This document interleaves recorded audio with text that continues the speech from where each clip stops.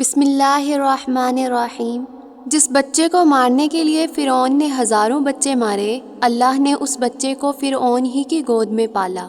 جو جانتے ہیں وہ عمل کرتے ہیں اور جو سمجھتے ہیں وہ تعلیم دیتے ہیں۔ سچائی کہیں سے نہیں ملتی بلکہ یہ خود کے اندر ہوتی ہے۔ یہ ایک ایسی آنکھ ہوتی ہے جو حق کو دیکھتی، پہچانتی اور قبول کرتی ہے۔ جس کو یہ آنکھ میسر ہو گئی وہ سچائی کو ڈھونڈ لیتا ہے۔ ہماری کتنی ہی خواہشات میں ہماری ہلاکت کا سامان ہوتا ہے، اس لیے قدرت انہیں پورا نہیں کرتی اور ہم سمجھتے ہیں کہ ہماری دعائیں قبول نہیں ہوئی۔ جب مصیبت آئے تو یہ سوچو کہ ہو سکتا ہے کہ یہ مصیبت بڑی مصیبت سے بچانے کے لیے آئی ہو۔ ایسے دیکھو جیسے تم ہو یا ایسے رہو جیسے تم دیکھتے ہو۔ دشمنوں سے زیادہ ہمارے وہ دوست خطرناک ہیں جو منافقانہ انداز میں ہمارے جذبات سے کھیلتے ہیں۔ عقل نے سوال پوچھا، کیا موت سے زیادہ کوئی چیز دردناک ہے؟ محبت نے عقل کو مخاطب کیا اور کہا، محبوب کی جدائی موت سے زیادہ تکلیف دہ ہوتی ہے۔ کسی روشن دل مرد کا خادم ہو جانا بادشاہوں کے درباری ہونے سے بہتر ہے۔ ہر اس آواز کو سنو جس سے تمہاری روح خوش ہو۔ انسان کی راحت اس کی زبان کی حفاظت میں ہے۔ ہم وہ نہیں ہوتے جو لوگ سمجھتے ہیں، ہم وہ ہوتے ہیں جو اللہ جانتا ہے۔ جب شیر مر جاتا ہے تو ہر گدھا یہ خیال کرتا ہے کہ وہ اسے ٹھوکریں مار سکتا ہے۔ صبر رکھیں، تکلیف بھی اجر بن جائے گی۔ اگر خدا کسی کو بھی معاف نہ کرتا، جنت تو خالی رہ جاتی۔ ذہنی طور پر چھوٹے شخص کی نشانی یہ ہے کہ وہ ہر امیر شخص کو بڑا آدمی سمجھتا ہے۔ آپ کی زندگی میں بعض لوگ نعمت ہوتے ہیں اور بعض لوگ نصیحت۔ اپنی نعمت کی حفاظت کیجیے اور نصیحت سے سبق حاصل کیجیے۔ جب زندگی کی بڑی بڑی جنگیں اکیلے لڑی ہوں تو پھر چھوٹی چھوٹی مشکلوں کے آنے پر سہاروں کی ضرورت نہیں رہتی۔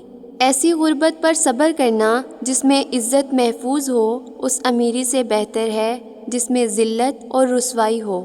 انسان کی حقیقت تعلقات سے کھلتی ہے، بلا تعلق سب شریف ہوتے ہیں۔ جب پرانی دوستیاں ہی نبھانے کی توفیق اور فرصت میسر نہ ہو تو نئے لوگوں سے ملنے کا کیا فائدہ؟ صبر کا مطلب یہ ہے کہ مشکل وقت ہو اور آزمائش ہو لیکن کسی سے بیان نہ کی جائے۔ ایسے غم سے خوف آتا ہے جس کی قیمت ہمیں بولنے کی بجائے خاموشی سے چھپانا پڑے۔ کچھ الفاظ دلوں میں سوئی کی نوک کی طرح بیٹھ جاتے ہیں، جب کبھی بھی حرکت کرتے ہیں تو درد کرتے ہیں۔ اگر آپ کو شاخوں پر پھل لگا دکھائی دے تو سمجھ لو کہ اس درخت کی جڑیں مضبوط اور بہت گہری ہیں۔ اپنے نفس کو ذلیل کرنے کے عقل میں اتنے آگے نہ چلے جانا کہ اپنی ذات کی ہی توہین کر بیٹھو۔ بدبخت نظاروں کے تلاش میں لگا رہنے والا انہی بدبختیوں کا حصہ بنتا چلا جاتا ہے۔ انسان پر کبھی راستہ بند نہیں ہوتا، ہر دیوار کے اندر دروازہ ہے جس میں سے مسافر گزرتے رہتے ہیں۔